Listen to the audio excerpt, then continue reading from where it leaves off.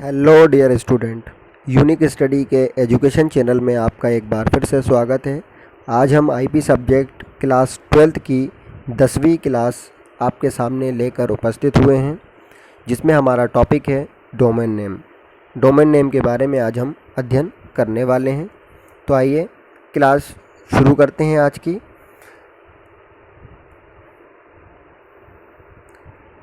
जैसा कि आप स्क्रीन पर देख पा रहे होंगे, आज का जो हमारा टॉपिक है वो डोमेन नेम के ऊपर है, जिसमें हम आज क्या क्या देखने वाले हैं उसके रिगार्डिंग इंडेक्स दिया हुआ है, जिसमें 4 टॉपिक कवर करेंगे।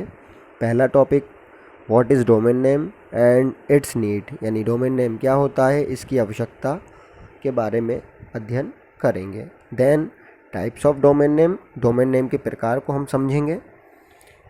Then working of domain name, domain name की वर्किंग को हम समझेंगे। Then example of domain name, कुछ एग्जाम्पल को हम देखेंगे जो कि डोमेन नेम को प्रदर्शित करेंगे। तो आइए हम शुरू करते हैं। पहला topic what is domain name and it's need. तो जैसा कि आप स्क्रीन पर देख रहे होंगे, डोमेन नेम क्या है, डोमेन नेम की आवश्यकता। डोमेन नेम एक वेब एड्रेस है जिसकी सहायता से हम पर्टिकुलर वेबसाइट पर जा सकते हैं। जब इंटरनेट की शुरुआत हुई थी तब इंटरनेट पर बहुत कम वेबसाइट थी, तब डोमेन नेम नहीं था। उस वक्त किसी भी वेबसाइट पर जाने के लिए आईपी एड्रेस का यूज़ होता था, जो कुछ इस प्रकार होते थे 1.0, 1.21, S2.2, S.002, जिसको याद रखना काफ़ी मुश्किल था। भविष्य में आने वाली परेशानी और संभावनाओं को ध्यान में रखते हुए डोमेन नेम की शुरुआत की गई और डोमेन नेम सर्वर या सिस्टम को विकसित किया गया, जिसमें वेबसाइट को याद रखना काफ़ी इजी होता है।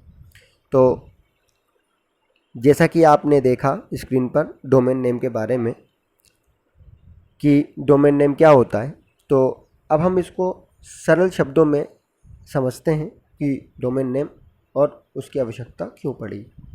तो क्या होता था, पहले जब हमें कोई भी वेबसाइट या वेब पेज को इंटरनेट से एक्सेस करना होता था, तो हमें उस वेब पेज या वेबसाइट का आईपी एड्रेस याद रखना पड़ता था। आईपी एड्रेस को याद रखना इसलिए मुश्किल होता था क्योंकि वो डिजिट में होता था, पर्टिकुलर उसका कोई नाम नहीं होता था। हर वेबसाइट का, हर वेब पेज का एक यूनिक आईपी एड्रेस होता है, जिसको हमें याद रखना मुश्किल होता था।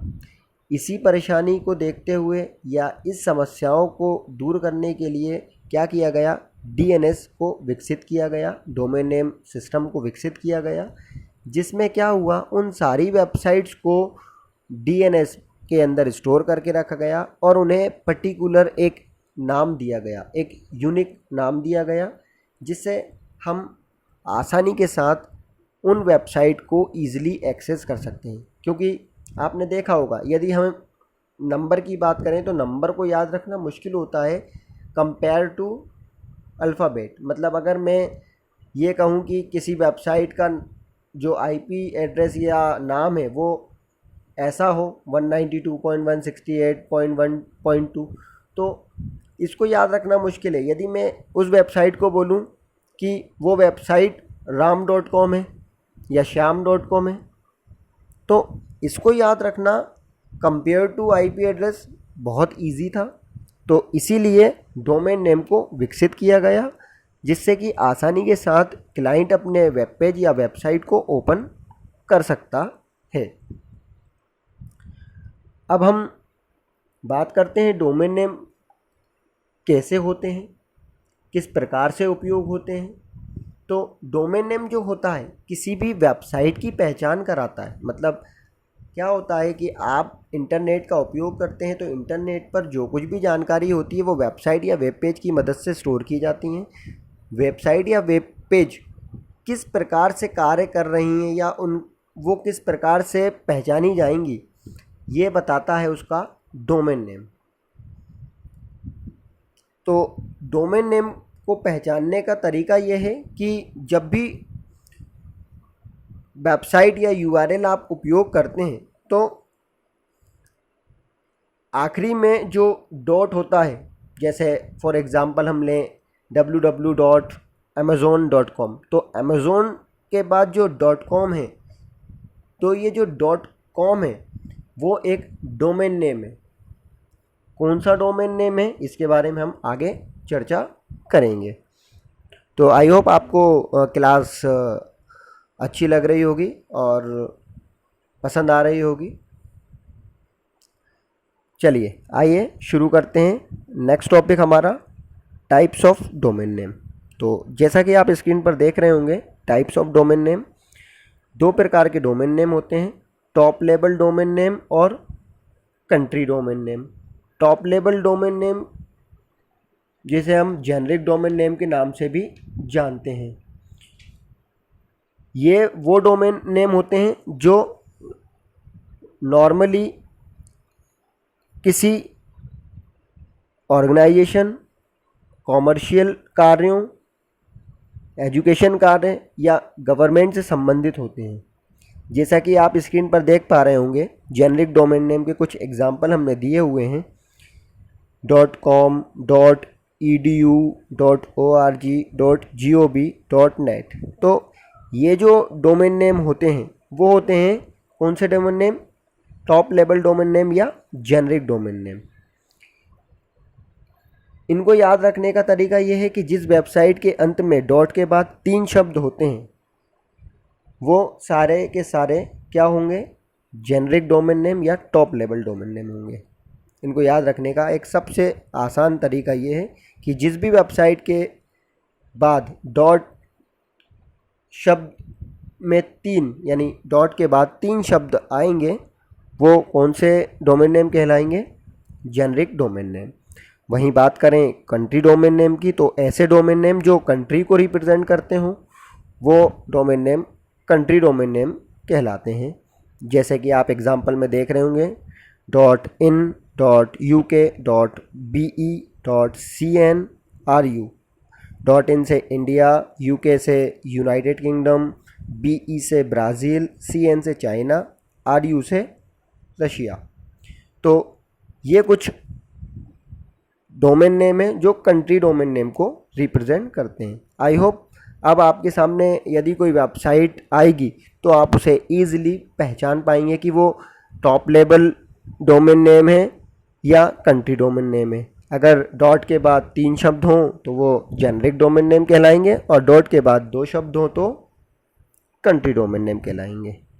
तो आइए अब हम देखते हैं डोमेन नेम की वर्किंग। डोमेन नेम काम कैसे करता है।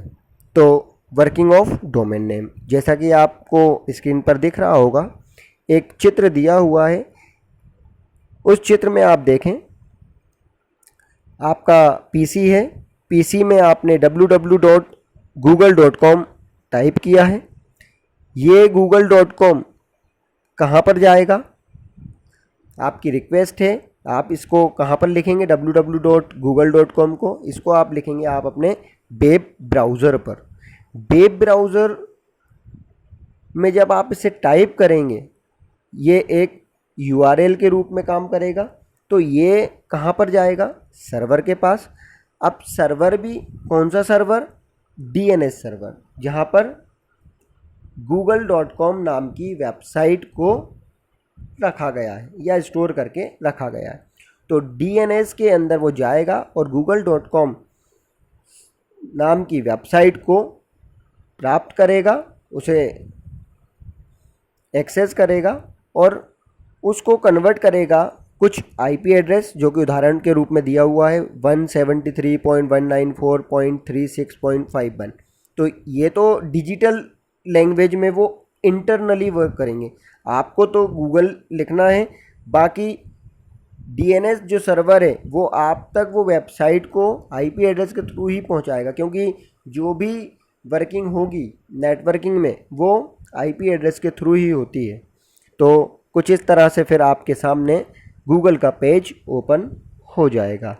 आई होप आपको समझ में आ रहा होगा। यदि आपको समझ में नहीं आ रहा है, कोई भी परेशानी हो रही है इस टॉपिक को लेके, तो आप ज़्यादा से ज़्यादा मुझे कमेंट्स करें, मैं आपका शीघ्र ही इसका निराकरण करूँगा।